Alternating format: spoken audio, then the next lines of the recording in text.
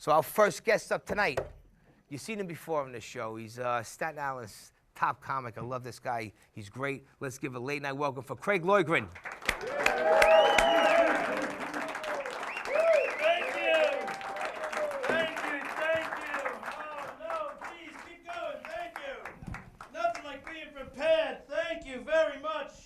That was incredible. Thank you. Big round of Johnny for doing the show all by himself tonight.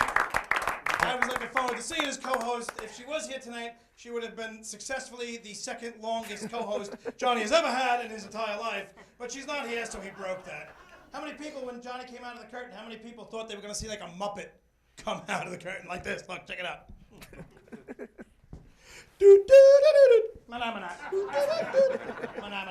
No, just me? Okay. Must be the drugs. Yeah, that is great. And I'm not taking. Today is September 26th. It actually is my birthday. Yeah. Thank you. Thank you very much. It is my birthday, and everybody's like, Craig, how are you celebrating your birthday? I was like, well, you know what? I figured I'll go and hang out and tape the Johnny P show and not get to watch it for another month. So, you know, sometime at the end of October, we can all celebrate my birthday. It'll be great. It'll be awesome. I love it. I almost didn't even make it here tonight.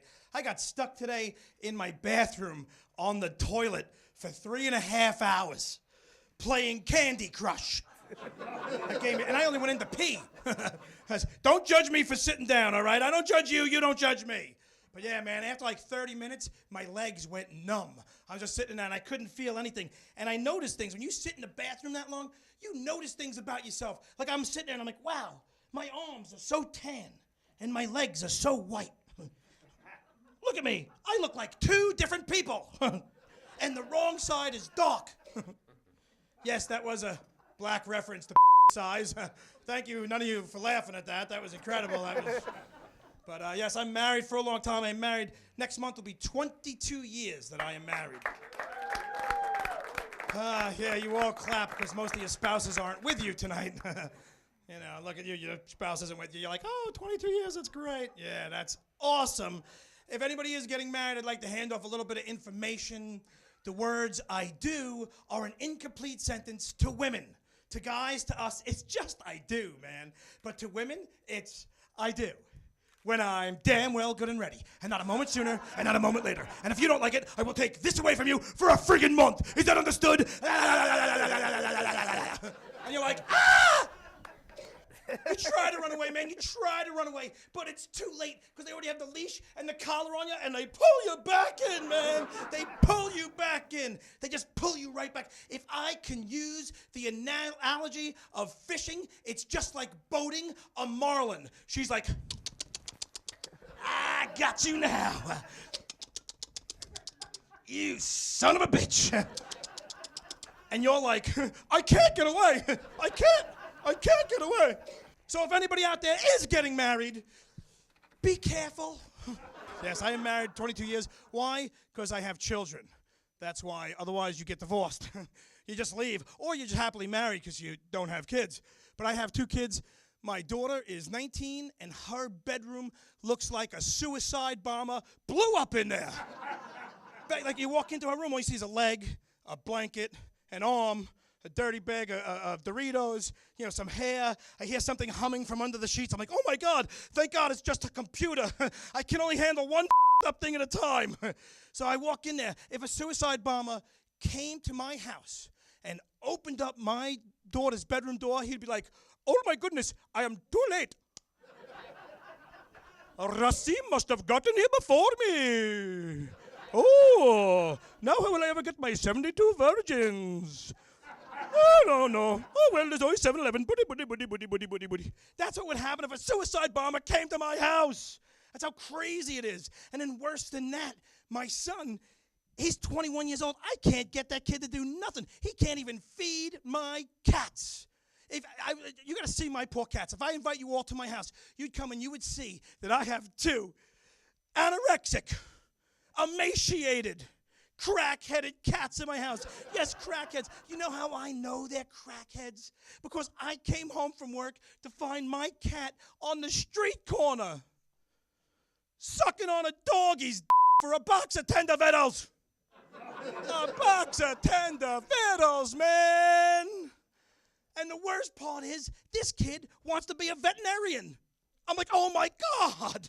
The only way you would ever be a veterinarian is if Xbox comes out with a video game called Veterinarian.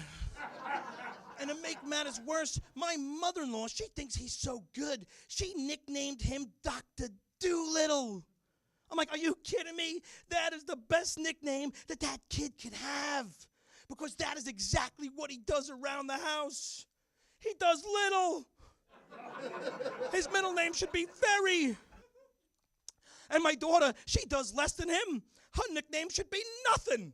I'm like, oh, great. I got Do Little and Do Nothing lounging around my house, and I had to go to the police station to pick up my cat for prostitution. What the hell is wrong with me? Thank you very much. That's my time. Thank you for supporting live comedy. My name is Craig Loydgren. Enjoy. See ya. All right.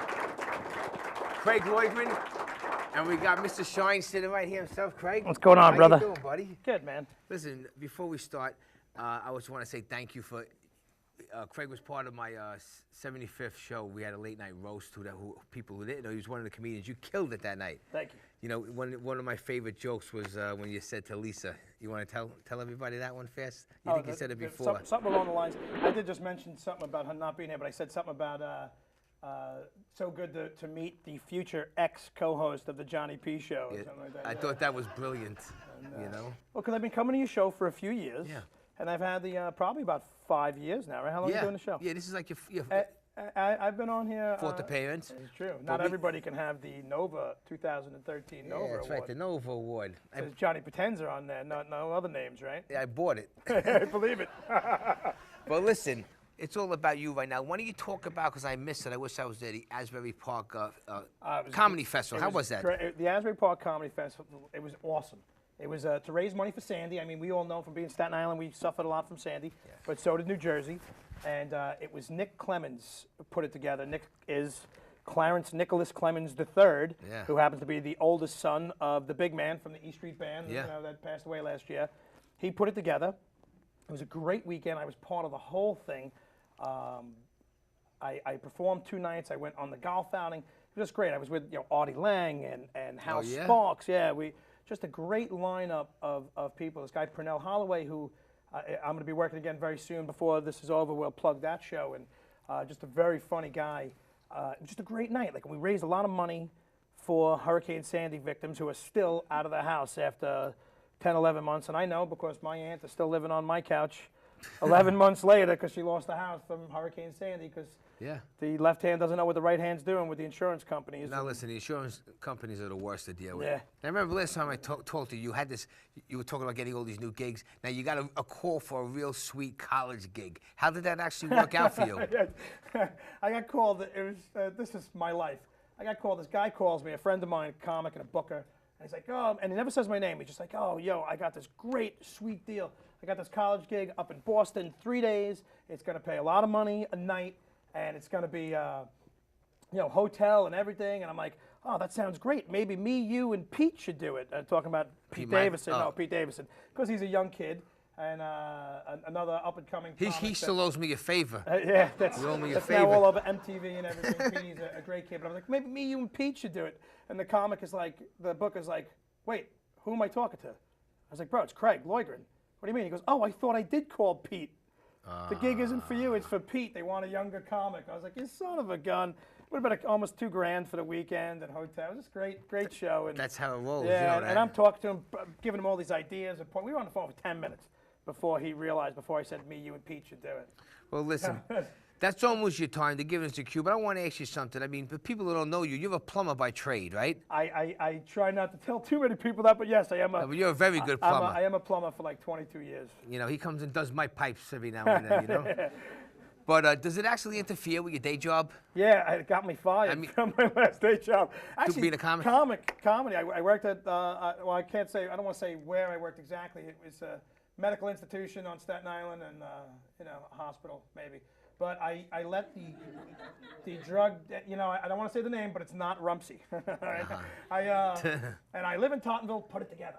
But I let the drug rehabilitation floor watch my comedy DVD. There was I happened to be a kid up there who was an amateur comic, knew me, told everybody I was a comic. They had told me before not to do that, you know, in the past, the manager, but nothing in writing. She just asked me. She said they didn't think it was wise for me to mix business with pleasure. So fair enough. But this kid was up there. He told everybody I was a comic. So after 2 or 3 weeks of me telling you I'm working, I'm at this job, I can't do that. And I'm obviously a character. I'm a little angry. You know, I can't do that at work either. I was like, here's my DVD. Watch this. And I gave him a copy of, I sell a comedy DVD called Married and Miserable.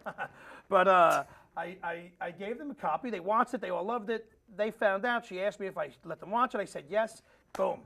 Got fired. No way. I got fired. But now listen, is there anywhere people can come see you play, where they can find you on the internet? yeah, by the time this, Facebook, Craig Loydgren. My name will be somewhere around here by the time this airs. Loydgren is my last name. Facebook, come and look me up. Twitter, comedian Craig L. So my wife asked me, what are we doing for our 22nd wedding anniversary? I said, I'm taking you to the Taj Mahal. That's all. And that's what we're doing, man. We'll bring in a bottle. We'll have some drinks. Make sure you get the jacuzzi room. Craig Loydgren, everybody. Thank you. Buddy, take care. And comb your hair. All right, Craig Loydgren. It's always a pleasure to see him on the show. Before we bring up our second guest, I want to plug the other guy who was my roast master at the late night roast, Carlo Balerio. He has his own roast, the Carlo Balerio Cut Me Up Roast.